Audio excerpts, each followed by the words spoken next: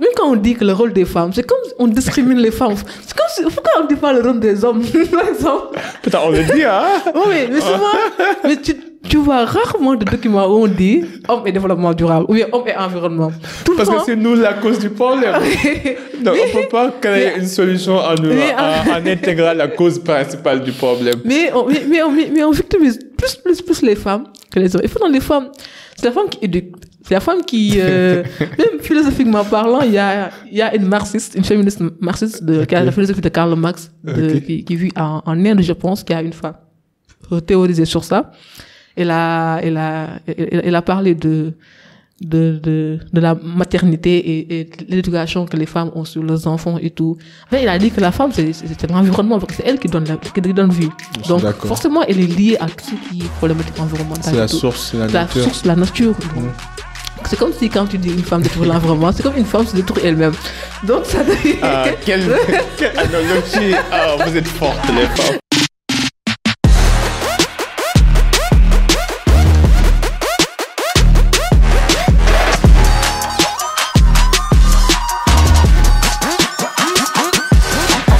Salam Zia, bonsoir à tous et à toutes, j'espère que vous allez bien.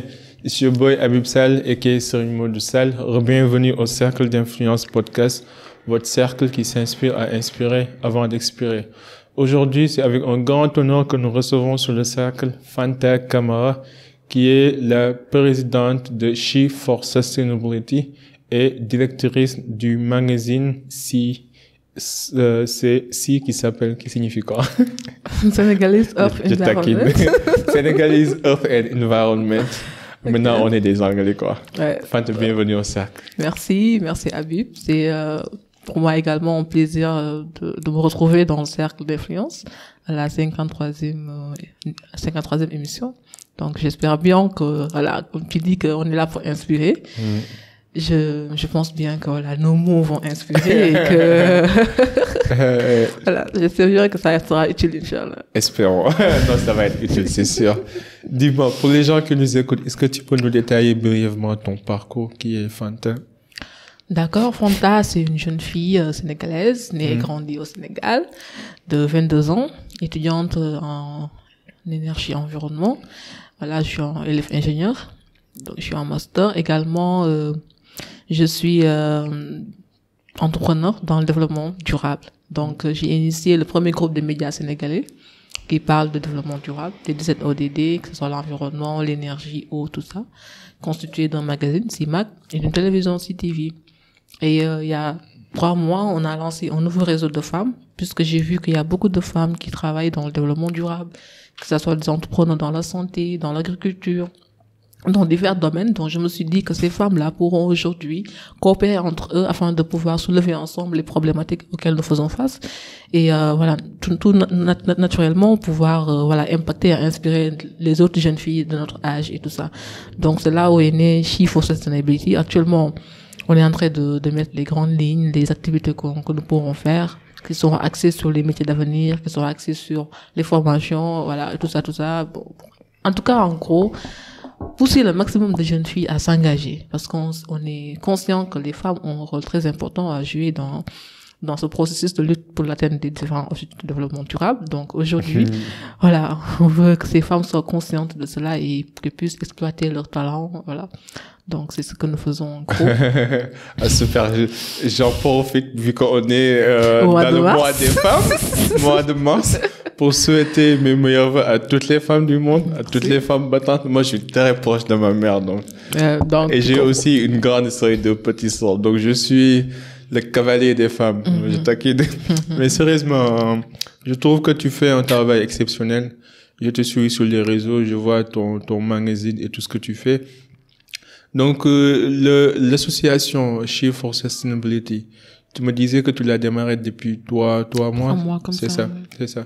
Et où est-ce que vous trouvez ces femmes? C'est à travers les séminaires que tu fais ou à travers les rencontres, c'est ça? D'accord. Donc, pour le moment, on est 3 à porter le projet. Donc, il y a 2 autres de mes collègues qui sont dans le domaine. Une, c'est une ingénieure géologue et environnementaliste. L'autre, elle est dans la santé du moins. Elle est entrepreneur dans tout ce qui est santé de reproduction maternelle, tout ça. Donc, bon, nous 3, nous avons porté le projet ensemble. Maintenant, bon, C'est une association où on va créer des communautés de bénéficiaires. Donc, on va organiser des activités et tout, des journées, en créant des formulaires peut-être.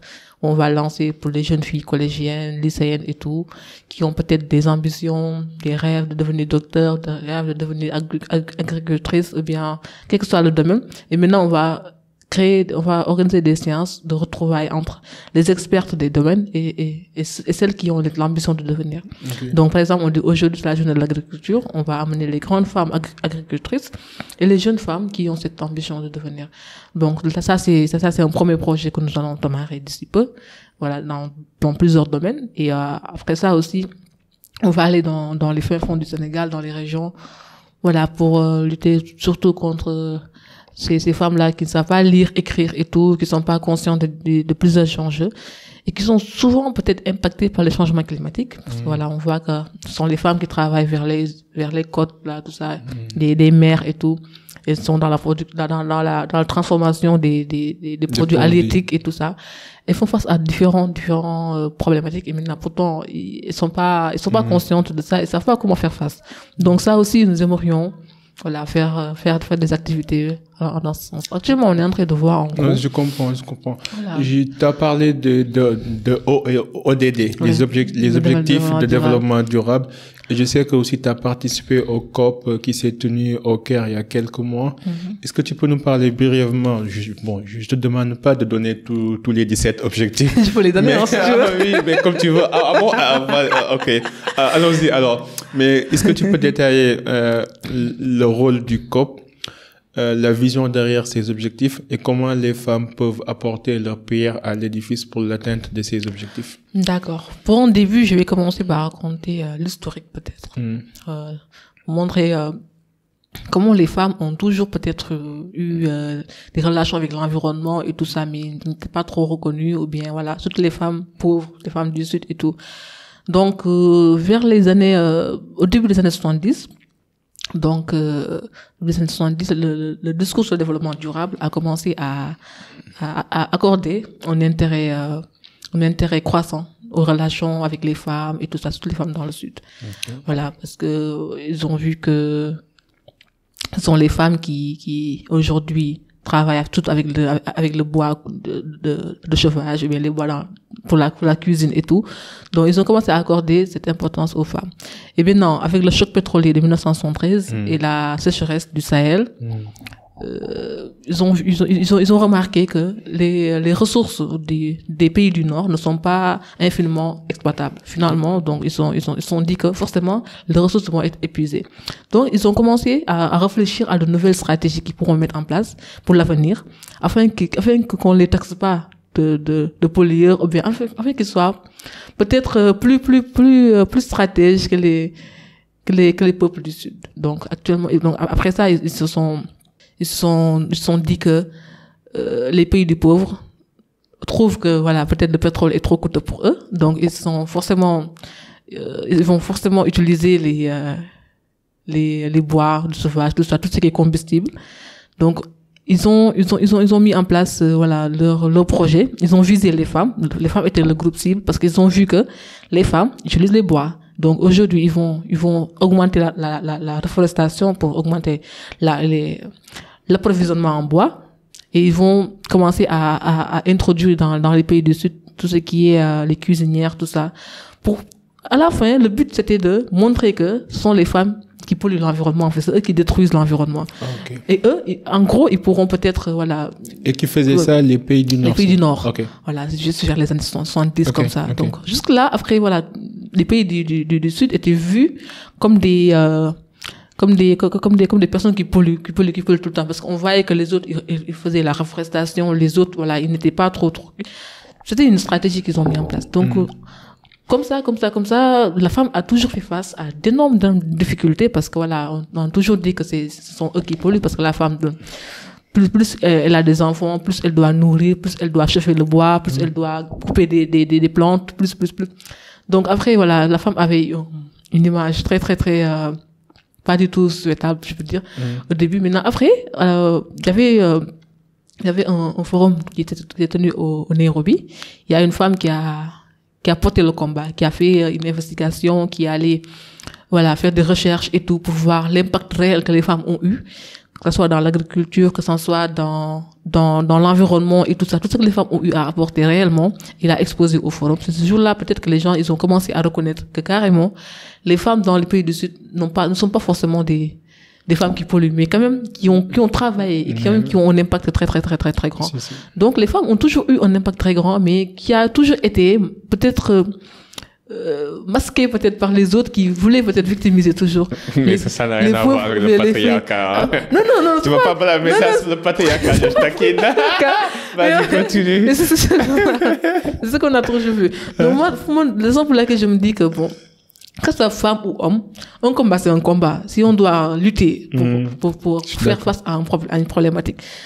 Même quand on dit que le rôle des femmes, c'est comme on discrimine les femmes. C'est comme si, pourquoi on ne dit pas le rôle des hommes, par exemple? Putain, on le dit, hein? Oui, mais souvent, mais tu vois rarement de documents où on dit homme et développement durable, ou bien homme et environnement. Parce que c'est nous la cause du problème. Donc, on ne peut pas créer une solution en intégrant la cause principale du problème. Mais on victimise plus les femmes que les hommes. Et pourtant, les femmes, c'est la femme qui éduque. C'est la femme qui, même philosophiquement parlant, il y a une féministe marxiste qui a la philosophie de Karl Marx, qui vit en Inde, je pense, qui a une femme théorisée sur ça. Elle a parlé de la maternité et de l'éducation que les femmes ont sur leurs enfants et tout. Enfin, il a dit que la femme, c'est l'environnement, parce que c'est elle qui donne vie. Donc, forcément, elle est liée à tout ce qui est problématique environnementale. C'est la source, la nature. La source, la nature. Donc, c'est comme si quand tu dis une femme détruit l'environnement, c'est comme une femme se détruit elle-même. Donc, ça quelle analogie. Vous êtes fortes, les femmes. Non, c'est ça. Ça va être un peu compliqué. Mais en gros, bon, je vous dis que voilà, les femmes comme les hommes aussi, chacun a aujourd'hui un rôle à apporter, quelque chose à vraiment faire pour atteindre les objectifs ensemble. Donc les ODD, ce sont des objectifs de développement durable qui ont été lancés, mis en place en 2015 à la COP 21. Voilà, parce que pendant très longtemps, ils ont vu que, parce qu'eux, ils pensaient que, peut-être le développement, c'était juste axé sur le côté économie et côté social. Ils avaient un peu oublié l'aspect environnemental. Donc, c'était pas trop pris en compte. Et après, vu les phénomènes comme le changement climatique et tout ça, ils se sont dit, l'environnement, on peut pas parler de développement sans une préservation de l'environnement. Il faut quand même qu'on inclue dans les objectifs cet aspect environnemental, qu'on puisse voir aujourd'hui les façons de pouvoir, voilà, préserver l'environnement, tout ce qui est problématique lié à l'environnement. Donc c'est en ce sens qu'ils ont changé, qu'ils ont renouvelé les OMD. Avant, on avait des OMD, objectifs des millénaires du développement. Oui. Mais là, on a les ODD qui sont au nombre de 17. Ouais. Donc voilà. De 17, ok. Donc, pourquoi tu souris? Parce que tout à l'heure, tu m'as dit que tu veux pas que je cite les 17. Tu peux les citer, vas-y. Bon, c'est comme tu veux. Moi, ça me dérange pas. On a eu ces objectifs-là. Donc, aujourd'hui, c'est le timing, je peux dire, c'est de 2015 à 2030. Okay. Nous avons blaqué, on parle d'agenda 2030. Donc, tous les pays qui ont signé aux Nations Unies, à l'ONU, doivent atteindre ces objectifs-là, y compris le Sénégal et tous les pays. Donc, voilà, ils doivent lutter contre toutes ces problématiques, pauvreté, faim, énergie, eau, tout ça. Quand même, peut-être, c'est un peu, c'est trop ambitieux comme objectif peut-être, mais bon. Quels sont les objectifs phares, par exemple? C'est lutter contre la pauvreté et quoi d'autre? Le numéro 1, c'est la pauvreté. Ok. Le fait de réduire le réchauffement climatique à moins de 1,5. Oui, ça, c'est l'objectif 13, contre le changement climatique. Okay. Il y a aussi l'objectif 6 qui parle de l'accès à l'eau potable pour tout le monde. Okay. 7 aussi qui parle de l'accès à l'énergie. Il y a aussi les emplois décents, ODD 8 qui parle de tout ce qui est, voilà, travail décent pour tout le monde et tout. Il y a aussi une éducation de qualité. Voilà, il y a tous les domaines, en fait. La santé, bonne santé pour tous et tout. Donc, c'est ça, ce sont les objectifs qu'ils ont ensemble mis en place. Mais quand vous comparez, par exemple, l'état actuel des choses, comparé à 10 ans, est-ce que vous pensez qu'on Il reste 8 ans, 7 ans, je disais. 7 ans. Ok. Mais vous pensez qu'on est en train de faire une progression vers le bon sens? Bon, puisque je vais pas faire la promotion ou bien indigner peut-être l'État du Sénégal. Non, mais on parle honnêtement ici, hein, on est en mode podcast. Sénégal. Voilà, bon. Le gouvernement, faites votre boulot. Bon, je me dis que peut-être qu'on peut dire que ça avance un peu, puisqu'il y a beaucoup de startups quand même qui sont nées. Tu disais ça tout à l'heure. La stratégie que les investisseurs ont mis en place, c'est aujourd'hui de financer uniquement les entreprises qui ont un impact environnemental, ou bien en tout cas qui luttent pour un ODD. Donc aujourd'hui, pour avoir un financement, on te demande quel ODD tu règles, voilà, comment tu le fais et tout ça. Donc, il y a plus de stratégies que les gens sont en train de mettre en place. Moi, je me dis que bon, je pense, bon, je vais pas dire que je suis pessimiste, il faut toujours être optimiste quand même. Peut-être qu'on peut les atteindre. Pourquoi tu es un peu optimiste? Parce que je me dis qu'il reste beaucoup à faire. Il reste beaucoup à faire. Les gens, je peux dire. Si tu devais choisir entre le fait de vivre dans les années 50 et de vivre en 2023, tu aurais choisi quoi?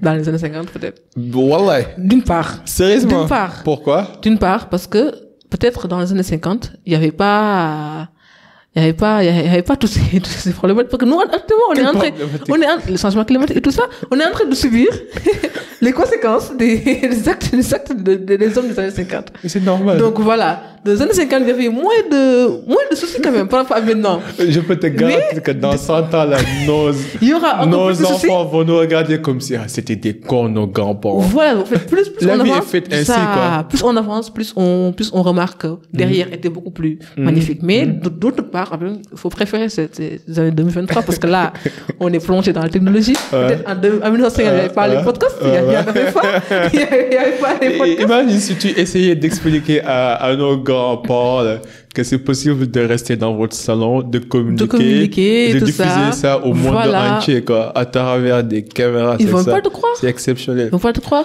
parce qu'à leurs années, il y avait pas tout ça. Non, mais sérieusement, moi, j'aime bien la définition du développement durable. Le fait qu'on veut, quand tu règles un problème maintenant, c'est ça, de prendre en compte pour les générations futures et surtout d'avoir une posture éthique, responsable, écologiquement, économiquement et socialement.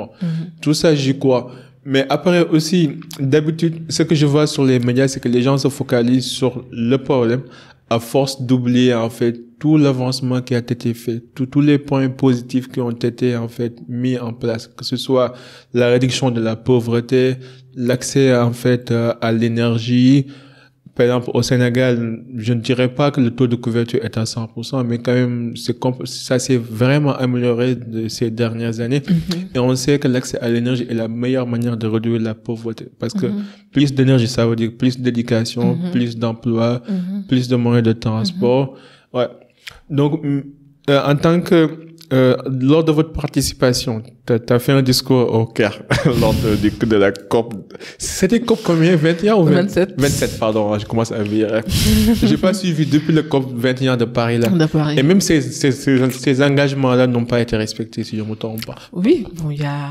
Comme vous faites des réunions et vous ne les respectez pas. Jusque-là, les COP pourquoi vous continuez? Est-ce que tu peux expliquer la notion de COP et pourquoi on continue de les faire, sachant que on n'atteint jamais les objectifs? C'est extraordinaire. Tu peux expliquer sur ça? Chaque année, on pense qu'on va les atteindre. Parce que là, on a échoué en Égypte, on se dit à Dubaï, on va gagner, mais après, on sait pas.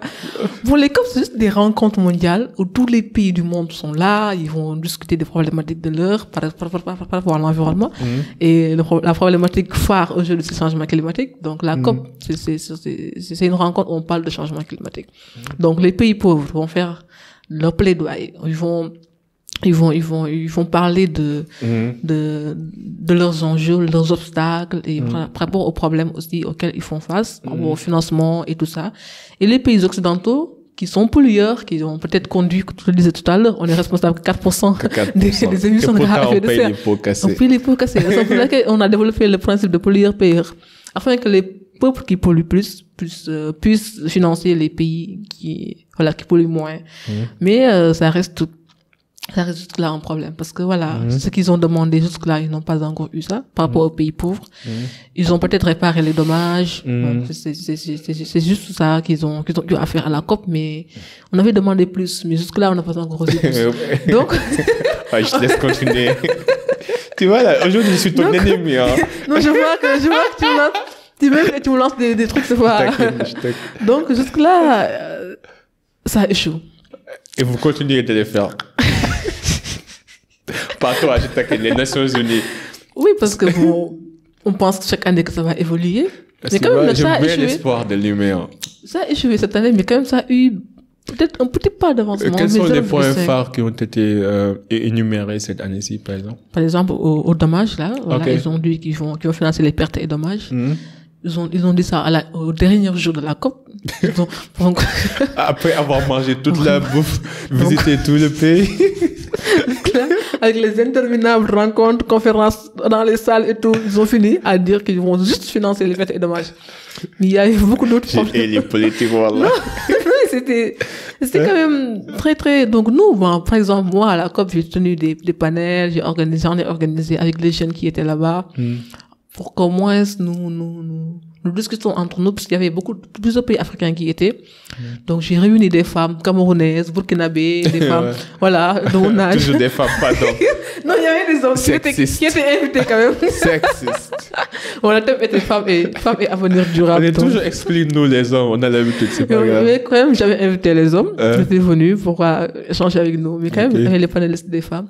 Parce que ces femmes-là, quand même, elles jouent des rôles très importants dans leur pays. Je suis d'accord. Par exemple, toute l'Afrique fait face au même problème. Donc, le Burkina, le Sénégal, tout ça. Voilà, on est pareil, quoi. Tous nous attendons des Occidentaux. Donc, elles parlaient de leur pays et voilà, tout ce qu'elles font. Tout ce qu'elles vivent et tout ça. Il y a les problèmes d'accès aux terres et tout ça. Il y a beaucoup de femmes, quand même, qui pratiquent l'agriculture, qui vraiment abattent un travail très, très, très, très, très important. Mais jusque-là, ils n'ont pas accès aux terres, en fait.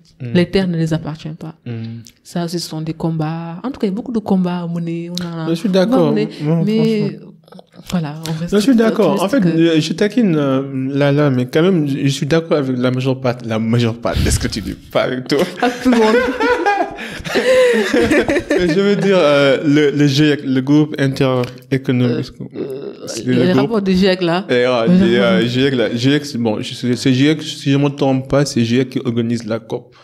C'est ça? Bon, ils interviennent quand même, parce que c'est eux qui donnent les rapports. Bon, en tout cas, c'est l'organe des Nations Unies qui gère tous les impacts environnementaux sur le plan international. C'est le groupe des experts du climat, quoi. C'est ça, le groupe des experts du climat. Et c'est eux qui se réunissent pour voir quelles sont les modalités, les dispositions, les feuilles de route, les plans d'action qu'on peut mettre en place pour réduire à la fois les aspects et les impacts environnementaux et surtout aussi aider les différents pays à avoir un développement sain et durable, quoi.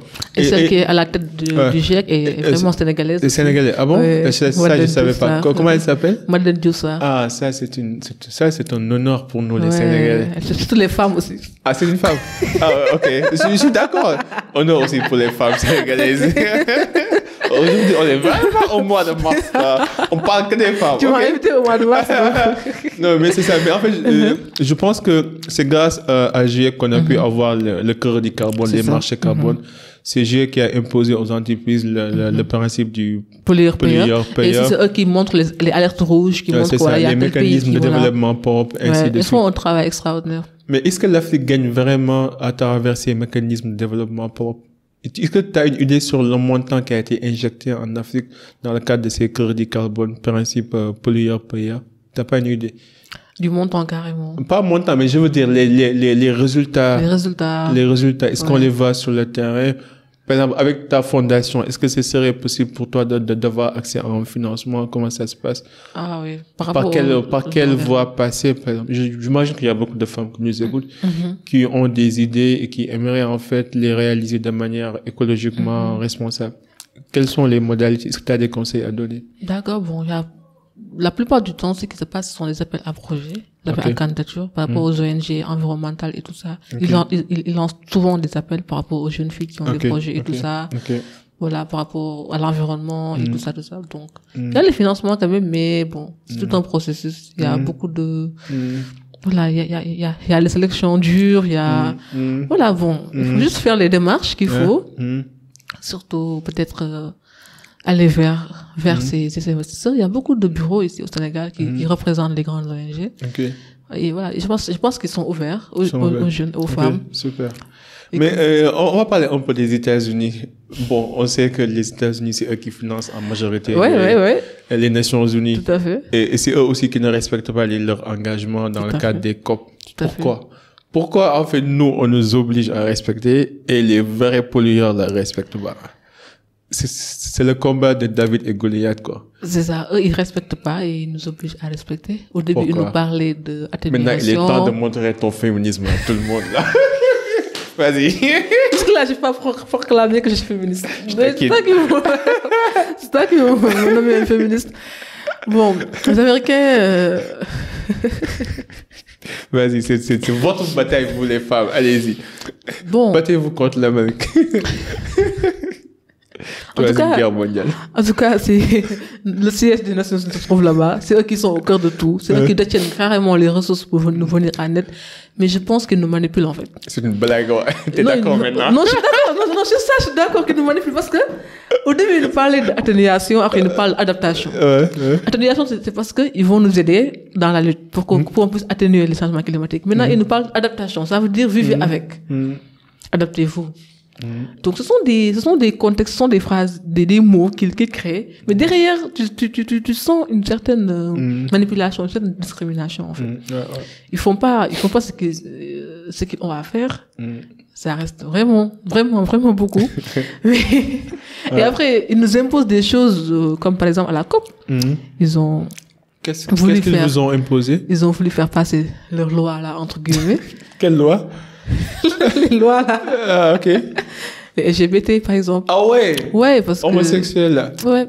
Oh, on est des musulmans. Ouais, c'est ça. Ouais. Tous les pays. En même temps, en Égypte, comment tu peux aller dans un pays musulman? Le lieu importait peu. Ce qui était important, c'est qu'ils sont renfermés dans une salle et ils parlaient de financement et de projet. Donc, eux, ils ont dit qu'ils étaient prêts à financer tous nos problèmes africains.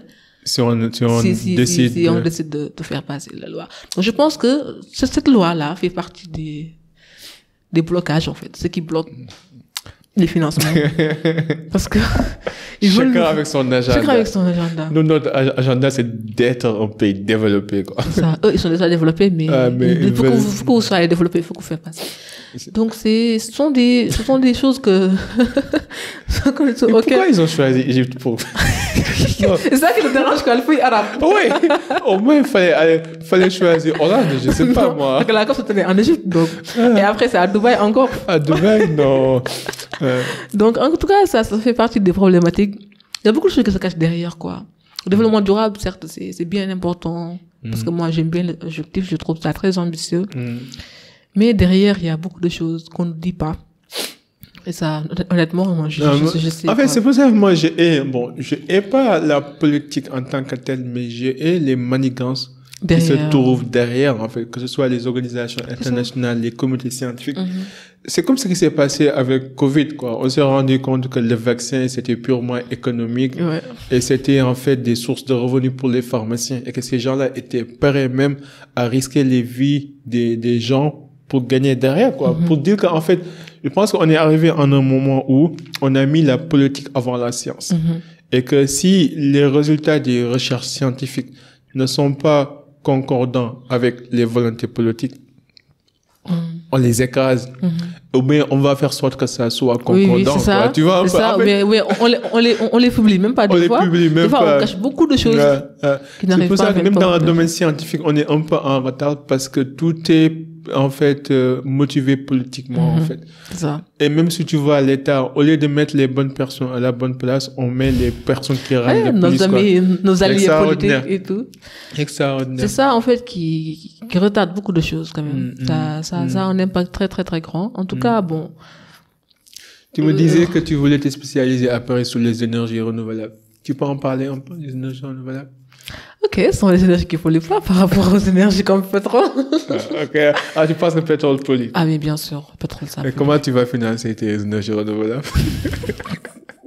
Moi, je suis d'accord quand même que les revenus pétroliers puissent financer les projets renouvelables. Ça, je suis d'accord. Parce que en fait, pour qu'au moins que le pétrole ait du sens, il faut quand même que les revenus puissent... Raison pour laquelle c'est vrai que je suis peut-être contre la pollution, mais je suis quand même d'accord pour qu'on produise le pétrole au Sénégal. Je suis d'accord. Pourquoi? Parce que le pétrole est un grand facteur économique. Ça, il faut le dire. Facteur économique. Socialement aussi. Un pays où il y a le pétrole, il y a plus d'emplois, en fait. Voilà. Ils ont besoin de plus de jeunes.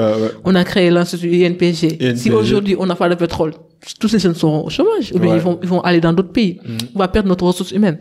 Donc aujourd'hui, Le pétrole peut-être peut régler beaucoup de problèmes, même si ça détruit de notre côté, parce que toutes les phases pétrolières impactent sur l'environnement, que ça soit en offshore, des fois il y a les marées noires, les bateaux là qui se renversent, le pétrole se déverse en mer, toutes les ressources halieutiques, nos poissons, tout ça. On fait tout ça pour que tu puisses te transporter d'un endroit A à un endroit B. En utilisant une voiture.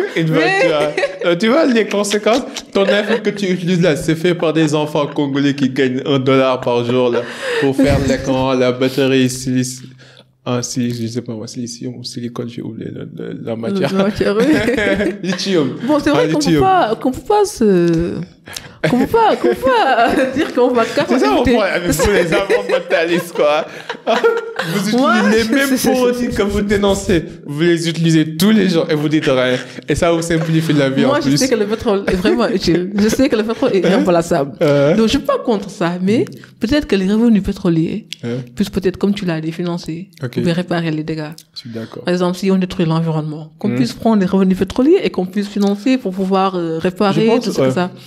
Peut-être ça, peut-être être plus utile que... Moi, je suis d'accord que le but, c'est d'aller dans un avenir, j'imagine proche, d'aller vers une transition énergétique. Voilà. Mais je veux juste dire que là où nous sommes actuellement, on a besoin de survivre. Et pour ça, on a besoin d'avoir des moyens de transport, on a besoin d'avoir de l'électricité. La majeure partie des centrales marchent avec des combustibles qui sont des dérivés pétroliers, quoi. C'est pour laquelle on est en train de développer de nouveaux modes de transport. On a le TER, le BRT, tout ça. C'est déjà fait le promotion du gouvernement. Par exemple, je sais qu'au Sénégal, la balance reste toujours sur 70% des véhicules sont en gasoil, 30% en essence, alors qu'en Europe, il y a de plus en plus de véhicules électriques. Donc, il y a un écart entre Europe et l'Afrique. Oui, mais les voitures électriques sont plus chères quand même. Voilà. Mais l'Afrique, on parle même pas de voitures électriques. On est toujours dans l'ancien modèle, quoi. Donc, le développement, c'est aussi avec la richesse. Je suis d'accord, c'est ça. Moi, je préfère qu'on continue sur cette lancée, mais de manière éthique, écologique, responsable, jusqu'à ce qu'on arrive à un niveau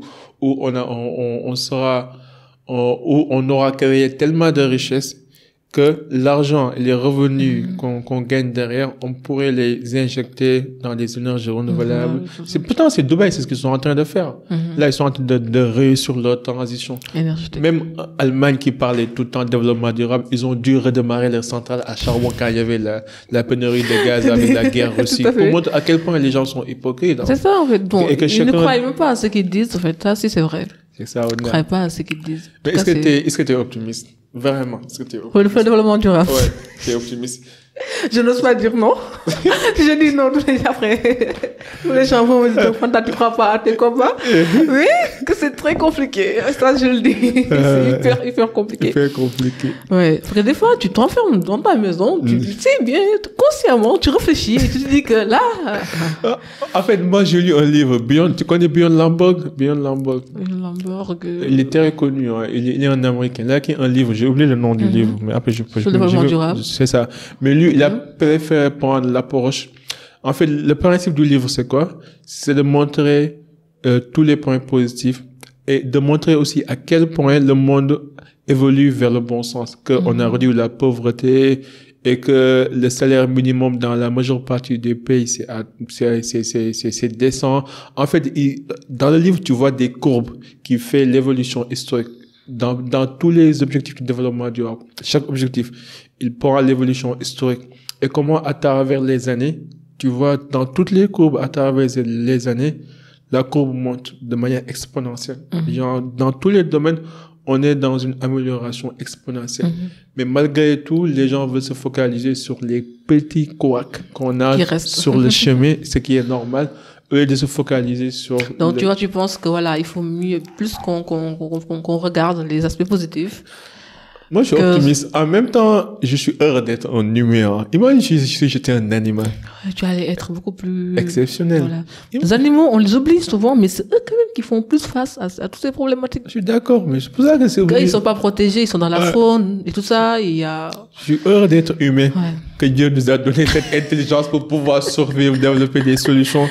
C'est le même problème avec l'intelligence artificielle. Tu vois, les gens disent qu'avec IA, on va perdre beaucoup de boulot.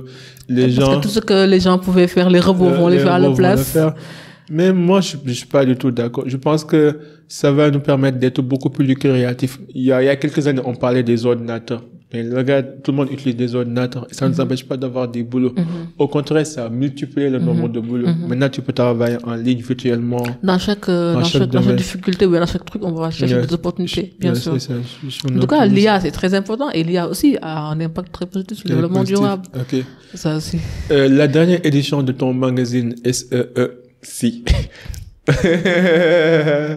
Quels sont les points qui ont été traités dans le magazine? On a fait le dossier sur la COP. On a parlé voilà, de tout ce qui s'est passé à la COP. Là, on a ressorti un truc sur l'environnement et par rapport aux questions que tu m'as posées, par rapport à tout ce qui reste à faire pour le développement durable, tout ça. Est-ce que pourquoi tu travailles pas avec le ministère de l'Environnement? Je pense qu'en tant que femme, tu peux jouer un rôle important de sensibilisation. Non, mais pas de problème ici, quoi. Il y a eu vraiment assez de problèmes avec le ministère, donc. Ah bon, tu veux pas travailler avec? Non, bien sûr, mais après, il y a eu des soucis, quoi. Ok. Des soucis qui sont insurmontables ou pas? Bon, bien, c'est surmontable. Ouais. En fait, j'aimerais bien voir ça. J'aimerais bien qu'ils décident, leur comité scientifique, s'ils en ont, de nouer des partenariats avec les... Tu leur avais proposé ça? Les femmes du secteur pour sensibiliser. C'est ça, surtout. Parce que la sensibilisation, pour moi, c'est la base, en fait, de tout. Et ça t'arrive de faire des sensibilisations au niveau des régions? Oui. Ok. Dans quel domaine? Dans les mêmes domaines, quoi? Tout ça. On anime beaucoup de panels sur ça, on fait beaucoup d'activités et tout. Parce qu'il faut que les gens puissent être au courant. Si je ne suis pas au courant aujourd'hui, je vais pas changer mon comportement. Si je sais pas que si je lance un plastique, ça fait 400 ans avant de se détériorer. Qu'est-ce qui s'est passé avec le décret sur les plastiques, là? Qu'est-ce qui s'est passé? Moi, j'avais lu un jour. T'as tout imposé tous ces trucs. En noir et blanc, qu'on va interdire les plastiques. Depuis 2 ans, je pense. Oui, il y a la loi qui a... Et pourquoi? Qu'est-ce qui s'est passé? C'est extraordinaire. Mais les plastiques, ça détruit l'environnement, donc... Je suis d'accord qu'un plastique a une durée de vie de 100 ans ou même plus. Mais non, pourquoi? 400 ans. 400 ans, extraordinaire. On va de se détériorer. Ça traîne. Mais pourquoi ils n'ont pas appliqué le décret d'interdiction? Parce que... C'est quand même compliqué avec les Sénégalais. Ouais, c'est extraordinaire. C'est quand même compliqué. Depuis qu'il a été voté jusqu'à présent, les gens ne sont même pas au courant. On fait entrer du plastique encore au Sénégal. Les gens en utilisent dans les boutiques encore. Il y avait un moment où on avait changé les sachets dans les boutiques. Et maintenant, ils ont encore repris le plastique. Donc, je pense que c'est une question de mentalité. Le développement ne pas se faire sans qu'on puisse changer nos mentalités, en fait. Le développement, c'est une mentalité, c'est une question de mentalité. Pas une question de genre, ni de sexe. Je suis d'accord. Pour moi, c'est une question d'humain. Homme ou femme, c'est une question d'humain. De civisme aussi. De civisme aussi. Mais, malheureusement, au Sénégal, on est incivique, vraiment, je pense. C'est ça que je comprends. Pourquoi les gens, quand ils veulent, ils sont civiques, et quand ils reviennent, ils sont plus civiques. Tu respectes le pays de l'autre et tu ne respectes pas ton pays. J'ai vu des Sénégalais qui, quand ils sont en Europe, ils jettent rien. Ah ouais, ils jouent là. Ils gardent les déchets. Une fois au Sénégal. Boum, je mange mon gâteau chaf, boum, je mange mon... C'est ce qui est un peu... En fait, c'est malheureux quand même. Parce que pour moi, c'est dans ton pays que vraiment tu devais vraiment... Pas que ça, le seul fait de respecter l'environnement de ton pays, de lancer les ordures aux poubelles et tout ça, c'est participer au développement du pays. Chaque geste compte, aussi minime qu'il soit. Le fait de lancer juste un plastique que tu ramasses et lancer, sache que toi, tu es un citoyen modèle. Au moins, tu participes au développement du pays. C'est pas créer une entreprise ou bien faire, même le petit geste là, pour vraiment te faire, voilà. Parce que chaque personne a aussi sa part à jouer. C'est ça. Donc, si aujourd'hui tu joues ta part ailleurs, dans un autre pays, donc tu participes au développement de notre pays et c'est vraiment antipatriotique. Non, je pense que c'est une question aussi de comportement. Je suis d'accord. Il y a aussi le complexe. Il y a le complexe aussi. Mais il faut qu'on se respecte d'abord si on veut que les autres nous respectent. La charité bien ordonnée. Ça commence par soi, c'est super. Et c'est nous qui pouvons aussi vendre l'image de notre pays. Je suis d'accord. Donc tu fais les sensibilisations. L'information. Et c'est quoi la vision dans 10 ans? Devenir ministre de l'Environnement, c'est ça? Oui, bien sûr, ça aussi, il le faut. On a très rarement de ministre de l'Environnement comme une femme. Bon, encore une femme. Oui, vraiment. Non, c'est pas ça, mais C'est rare de On est voir. au mois de mars, là. C'est rare de voir. À la COP, par exemple, j'ai dit ça au ministre de l'Environnement de quel pays encore? Je pense du Congo. C'est une dame. C'est une dame. Oui, mais qui s'est imposée, qui est venue, qui a fait un discours extraordinaire. Mais je lui dis carrément que c'est rare de voir une dame à la tête. Et non, ce qu'elle m'a dit, c'est... Tu seras la première dame ministre de l'Environnement. Ah oui, au Sénégal. En tout cas, on fera tout le nécessaire, même si on l'est pas. On fera tout ce qu'on peut pour quand même, voilà, préserver cet environnement que nous avons toujours adoré dès le bas âge. Moi, j'aime bien l'environnement. Donc, je ne ménagerai aucun effort pour sensibiliser mes pairs, tous les gens que je rencontre. En tout cas, le maximum de personnes que je peux sensibiliser, je le fais. Voilà, et voilà, dans le magazine, dans la chaîne télévision, de bouche à oreille, quels que soient les canaux, voilà, je ne cesse de sensibiliser. Non, c'est bien. Moi, je voulais être ingénieur environnemental quand j'étais gamin, mais après, j'ai switché. J'ai switché. Et pourquoi? Non, je me suis dit, il y a beaucoup c'est une blague, ça. Non, pas une blague, mais je me suis dit, je vais me focaliser sur l'énergie. Je pense que c'est la base de l'énergie, quoi. Si on arrive à rendre l'énergie beaucoup plus abordable, on aurait réglé tous les problèmes de pauvreté et de nécessité. Mais l'énergie, c'est lié à l'environnement.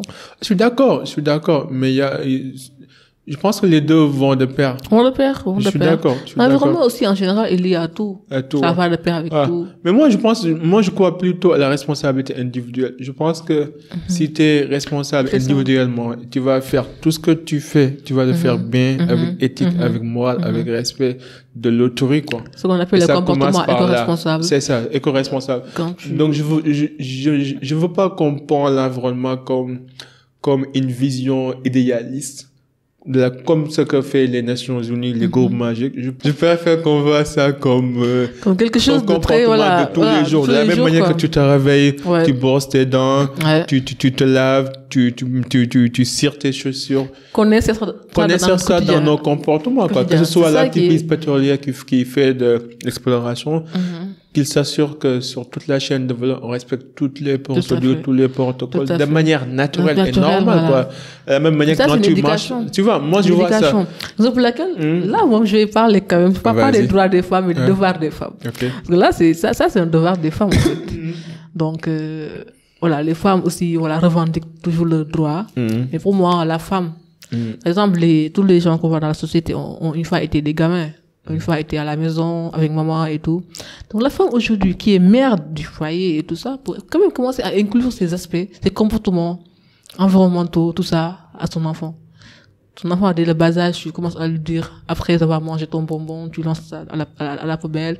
Quand il urine sur le mur, tu lui dis, ne fais pas ça. Parce que l'enfant aussi, bon, les gens de la société sortent des maisons, sortent des quartiers. Donc si à la maison, au quartier, il voit, par exemple, des gens qui l'encouragent à devenir meilleur. Une fois qu'il grandit, pour moi, il va forcément continuer ces comportements-là. Donc, c'est une question d'éducation de base. Et voilà, ça, les femmes ont un rôle important à jouer. En sensibilisant, en disant à l'enfant que voilà, c'est ça le type de bon citoyen de la société, en fait. Et que voilà, c'est ça ton rôle à jouer, il faut, voilà. Non, c'est ça, je pense qu'on a besoin des modèles de référence. Tu vois une femme qui marche avec son fils, et son fils veut uriner, il lui dit, va au mur, urine, revient. Je l'ai vu de mes yeux un jour. Voilà, au quartier. Donc, après, tu dis que donc, cet enfant-là, forcément, s'il grandit, il va plus, il va pas penser à l'environnement. Voilà, parce que donc, dès le bas âge, on l'a laissé faire tout ce qu'il voulait et tout. Donc, pour moi, il y a ce manque de conscience-là que les enfants ont. Cette ignorance. Et ils grandissent avec. C'est la raison pour laquelle ils deviennent des gros gaillards qui détruisent la société. Gaillard. Gaillard ou gaillarde, je sais pas. En tout cas, c'est comme ça que parviennent à détruire la société. Donc, pour moi, ce sont des questions d'éducation de base. À l'école aussi, pourquoi pas intégrer des cours sur l'environnement. Je vois que bon, peut-être il y a Est-ce qu'on a toujours des cours de civisme? On l'a enlevé du programme. Bon? Ah ouais. C'était super, instruction civique, je sais pas comment ça s'appelait encore. Oh ouais. Nous, on l'a appris à l'élémentaire. Pourquoi ils l'ont enlevé? Ça, c'est une erreur catastrophique. C'est ça, ils l'ont enlevé, je pense. Il n'y a plus les enfants qui l'apprennent. Donc, pour moi, il y a vraiment, parce que un homme qui a 30 ans ou 40 ans, Tu peux pas le changer, en fait. Lui, c'est déjà ce qu'il fait. Tu peux lui dire. C'est sûr. Arrête de faire ça. Tu peux même pas te voir. Oui, te jure. Mais un enfant de 5 ans, quand même, tu peux l'appeler, s'asseoir et tu lui dis ce que tu as à lui dire. Donc, pour moi, il faut investir sur les petits. Je suis d'accord. C'est comme ça qu'on arrivera à construire, c'est peut-être 2050, une société meilleure que 2023. Mais si on met toute notre énergie sur les grands, alors que les petits sont en train de de ne rien connaître, eux aussi ils vont grandir. C'est comme quand tu répares quelque chose et voilà, et quand tu tournes, on détruit. C'est comme un cycle, quoi. C'est forcément. Donc la base, il faut toucher la base. Les adultes sont devenus les adolescents sont devenus des sages. Quoi. C'est ça. Donc il faut quand même. Il y a beaucoup de choses à faire quand même, surtout au Sénégal. Au Sénégal, je suis d'accord. Il y a beaucoup de choses à faire. J'ai 2 scénarios. Imagine, on est en 2150. Ah oui. Le monde. J'aurais 150 ans. Le monde est parti en vrille. On a des catastrophes naturelles de gauche à droite, des érosions côtières, des problèmes environnementaux. Qu'est-ce que tu vas dire? Quel message donnerais-tu? Ça, c'est le premier scénario. Le deuxième scénario, c'est qu'on est toujours en 2150. Tout est vert, pas de catastrophe, la nature a su se renouveler, tout le monde est content et personne n'a blâmé la génération précédente. Quel discours donnerais-tu aussi dans les 2 scénarios? Donc le premier scénario, c'est quand on a... C'est le scénario catastrophique, comme vous le décriviez là. Le discours que je vais tenir, c'est qu'on est en train de payer les conséquences de nos actes de 2023, etc. Donc, parce que voilà, ça va pas je serais pas déçu quand même. Parce que voilà. Et le deuxième scénario? Quand je serais très très contente. Ça c'est vrai, il y a déjà la joie. T'es sûr? Ah si, c'est sûr. Parce que tu vas réaliser que t'as passé 100 ans de ta vie à combattre un truc qui n'existe pas, qui n'a aucune corrélation avec l'effet immédiat, quoi. Donc, bon. Que t'aurais perdu toute ta vie, quoi. Donc, moi, des fois, je me pose des questions. Je me dis peut-être les sensibilisations qu'ils sont en train de faire. On va voir les conséquences aussi rapidement. Peut-être que ce sont nos enfants qui vivront. Peut-être même là, ça, on saura que peut-être on a marqué notre temps. On a peut-être été utile une fois. Donc, dans tous les cas, il y aura la joie quand même. Moi, ça, c'est ma plus grande peur. Ouais. Le fait de me réveiller le jour de ma mort pour me rendre compte que j'ai perdu 50 ans de ma vie sur une cause inutile. Ça, c'est ma plus grande peur. Ah, ça, c'est vraiment. Mais, même quand même si le but n'est pas atteint, tu dois être fier quand même. C'est pour ça que d'être fier de combattre cela. Je suis d'accord. De participer au combat. Au moins, tu as fait quelque chose. Au moins, tu n'as pas été inerte comme les autres. Donc, que ça soit atteint ou pas, moi, il y a cette fierté-là que tu dois avoir. Au moins, quelle est ta plus grande peur, toi? Il nous reste quelques minutes, donc. Dans le domaine, quoi. Dans le domaine général. Là, on est dans le domaine personnel, quoi, déjà. On fait une rétro-inspection. Ma plus grande peur, c'est de vivre jusqu'à mourir sans réaliser quelque chose, bien sans rendre ma vie utile, en tout cas, sur Terre. Pour moi, quand on vit, on doit donner du sens à notre vie. Donc, vivre jusqu'à mourir. Sans qu'on puisse dire que cette fille a eu à faire ça, ou bien a eu à marquer ça. Ça, c'est une peur pour moi, en fait. Donc, pour moi, dans la vie, quel que soit notre âge, on doit tout faire pour au moins laisser quelque chose, quand même. Une action, peut-être quelque chose, voilà, qui peut-être nous rendra fiers dans notre tombe. Pour moi, c'est très important, quoi. Et qu'est-ce qui t'empêche de dormir ces temps-ci? Pourquoi tu saurais, là? Tu vois, moi, je peux passer du non-sérieux au sérieux complètement, tu vois. Qu'est-ce que tu m'empêches de dormir? Quelle question? Ah, tu dormais, c'est bien? Bon. Mais qu'est-ce que... Il y a des projets. Qu'est-ce qui se passe, là? Il y a des projets, différents types de projets. Ah ouais, les projets. C'est ça qui t'empêche de dormir? Différents types de projets. Projets de vie, projets d'entrepreneuriat et tout. J'espère que Dieu va tout faciliter, Inch'Allah. Mais dors bien quand même. Et tu vois, bon, je vais pas te demander de donner les Porsche, la Ah non, mais je vous donner quand même un des projets, c'est par rapport à l'organisation. Là, je suis en train de travailler depuis les axes de collaboration avec les ONG, qu'est-ce qu'on peut faire et tout. Voilà, aussi j'étais en train de développer des entreprises. T'as déjà lu le livre de Daniel Comment se faire des amis? Non, c'est pas ça, c'est plutôt Start Living and Stop Worrying. Commence à vivre et arrête de travailler. Non, et arrête de t'inquiéter. Ah, t'inquiéter, ok. Je pense que tu as dit working. Non, j'ai pas lu ça. Peut-être ça va t'aider. J'arrête de travailler. Non, pas de travail, ça va t'aider à relativiser les choses, quoi. Quand tu fais de ton mieux, t'as pas le contrôle, le reste c'est sur la main de Dieu, quoi. L'essentiel c'est de faire tous les jours de votre mieux, quoi. C'est ça. Ok. Est-ce que tu as connu un échec particulier qui t'a marqué? Oui, bon, comme tout entrepreneur, tout jeune entrepreneur, au début, c'est quand même difficile par rapport à l'âge et tout. Donc, des fois, tu abandonnes, tu as envie d'abandonner. Donc, à un moment, j'avais abandonné. Pendant quelques mois, j'avais pas produit de magazine, j'avais pas suivi mes activités parce que voilà, je ne voyais pas des opportunités pour moi, j'avais pas le financement, il y avait même pas les interviews pour les grandes personnalités, voilà, que j'aimerais interviewer. Donc, je me suis dit, bon, est-ce que ça valait la peine? Donc ça, ce sont des échecs, bon, ce sont des choses, mais qui nous ont forgés, qui nous ont, voilà, permis aujourd'hui d'avoir une expérience là-dessus et de savoir comment s'imposer, surtout, quand faire face à certaines discriminations, à certains manques de considération à l'égard des jeunes. Donc, c'est une chose partagée par tous les jeunes entrepreneurs qui sont pas reconnus par leurs compétences et tout. On pense que quand on est jeune, on doit être relégué au second plan, on doit pas exceller, on doit attendre et tout. Donc, il y a beaucoup de choses quand même. Beaucoup de choses, mais bon, je fais juste d'y croire parce que comme on le dit, devant chaque difficulté, il faut trouver l'opportunité. Il faut voir comment sortir de là, comment faire pour quand même avancer malgré tout. Donc voilà, on a eu des échecs, on a subi des discriminations et tout, mais n'empêche, on a avancé.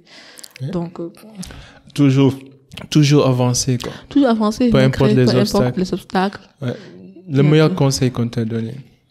C'est de croire en moi, en mes compétences, quel que soit l'âge que j'ai.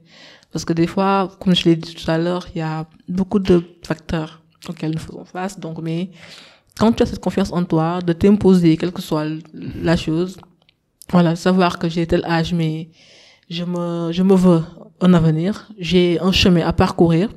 Donc, aujourd'hui, c'est pas parce que je dois attendre avoir 30 ans ou 40 ans, mais parce que je suis jeune et je dois m'imposer. Étant jeune, j'ai mes rêves, j'ai mes envies, je les fais.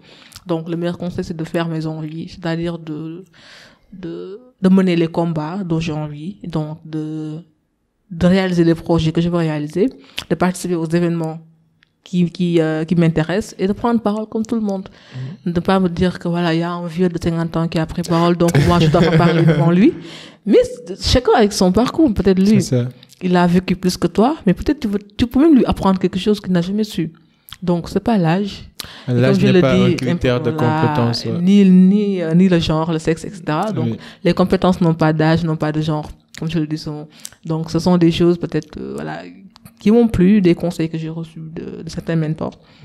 Voilà, je me suis dit que un jour aussi, je dirais ça à une autre jeune fille. Je dirais qu'une fois j'ai été jeune fille et voilà, on me donne des conseils. Aujourd'hui, je donne le même conseil. C'est de croire en toi et d'avancer, de foncer, quelles que soient les difficultés. Le pire conseil qu'on t'a donné? Le pire conseil, c'est de m'allier avec toutes les personnes, quelles que soient leurs ambitions, aspirations, que ce soit entourage amical, entourage relations amoureuses et tout, quelle que soit la personne, je peux faire avec. Mais là, je pense que parce qu'on dit souvent qu'on est la somme des 5 personnes avec qui on passe plus de temps. Donc si tu as des amis qui sont pas ambitieux, un copain bien qui peut-être qui n'est pas ambitieux, avec qui tu vas parler de tes projets? C'est sûr. Donc c'est très important. Même on dit souvent, méfie-toi à la personne à qui tu vas dire tes idées. Ouais.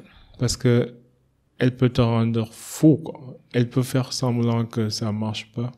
Ouais, alors qu'elle elle a du mal à voir ta vision, quoi. C'est ça. tout le monde ne peut pas voir la vision. C'est comme, je vais raconter une anecdote, c'est comme Microsoft avec Bill Gates. Au début, c'était comme ça. Et il a parlé de son projet à 10 de ses amis universitaires, je pense, oui. Et voilà, qui l'ont dit que ce projet-là ne va pas réussir, qui va voir ton produit Microsoft là, qui ne veut rien dire. Parce que c'était une innovation. Donc, personne ne sait ça. Donc, oui, il n'a pas cru à ses amis. Il a foncé et tout. Mais après, ce sont ses amis-là qui sont venus lui dire, mais comment tu as fait? Donc, des fois, la personne peut ne pas comprendre. Parce qu'une vision, une innovation, c'est une chose, voilà, de cerveau, en fait, de tête. Et chaque personne avec son cerveau. Donc, si aujourd'hui, tu as une vision, une ambition, un rêve qui te brûle et tout, l'esprit et tout ça, que tu veux réaliser, et que l'autre personne n'arrive pas à comprendre carrément ce que tu veux faire, il va penser que tu es fou. Il pense que tu veux des choses impossibles, des choses qui sont pas réalisables et tout. Parce que voilà, lui, dans son monde, lui, il voit que ce qui existe. Donc lui, il n'est pas là pour innover. Et quand on innove, on va au-delà de ce qui existe en fait. Donc forcément, une personne seulement qui a une ouverture d'esprit, qui voit au-delà, seulement pour la comprendre l'innovation que tu veux apporter. Donc ça aussi, c'est très important. D'accord. Et une dernière question, c'est quel conseil donnerais-tu à toutes les femmes qui nous regardent? On est toujours au mois de mars. Voilà. Donc, le bon conseil là que j'ai reçu, j'aimerais bien, ça me plaît toujours de partager ça aux gens, aux jeunes que je vois, c'est de croire en eux, d'être utile, surtout, de ne pas se dire que j'attends jusqu'à avoir 30 ans pour monter quelque chose, qui te dit que tu vivras à 30 ans. Donc toujours, il faut être utile, voilà. Savoir que voilà, tu es là pour réaliser quelque chose en fait. Surtout chercher la passion, c'est très important. Chercher ce que tu veux faire, qu'est-ce qui me passionne, qu'est-ce qui m'inspire, et toujours de voir des gens qui font la chose là, voir toi aujourd'hui quelle valeur ajoutée tu peux apporter, voir des problèmes dans cette passion là, par exemple à l'environnement qui me passionne, je vois des problèmes de manque d'information, de sensibilisation et tout. Je crée un média pour pallier à ça. Il y a aussi d'autres problèmes que tu peux voir dans tous les domaines et que tu essaies de créer quelque chose pour pallier à ça. Donc ça même c'est être utile. Donc voilà, donc j'exhorte voilà les jeunes de trouver leur passion, quelque chose qu'ils aiment faire, et de ne pas écouter ceux qui leur disent peut-être que voilà, tu n'es pas fait pour ça. Encore une fois, les compétences, les métiers et tout ça n'ont pas d'ethnie, n'ont pas d'âge, ni de race, ni rien. Un enfant blanc peut être ingénieur, comme un enfant noir peut être ingénieur. Quel que soit l'âge, quel que soit le rang social et tout. Donc, chercher quelque chose qui te passionne. Ça te permettra aujourd'hui de faire face à toutes les difficultés dans le domaine. Mais quand ça te passionne pas et que tu le fais parce que c'est une tendance, il y a un ami qui vend des t-shirts, donc je vends des t-shirts. Cet ami-là, peut-être, c'est quelque chose qu'il a toujours voulu faire. Donc lui, quelles que soient les difficultés, il est là pour avancer. Mais si toi, tu n'as pas cette passion, devant cette difficulté, tu voudras laisser tomber parce que voilà, tu te diras, c'est vraiment compliqué, c'est vraiment difficile. Non, je comprends. C'est pour laquelle on dit que le passionné ne voit jamais de difficultés. Il voit juste des complications comme ça, mais après, il se dit chaque fois qu'il y a un chemin à prendre. Fanta, merci beaucoup. Ce fut un grand plaisir. Je vais mettre toutes les références dans les show notes comme d'hab. Comme ça, les gens pourront entrer en contact avec toi, acheter le magazine et on peut découvrir tout ce que tu fais. En tout cas, je te souhaite que le meilleur au monde. Les gars, à la prochaine. En attendant, soyez uniques, soyez légendaires. Peace and love. We out. Bye.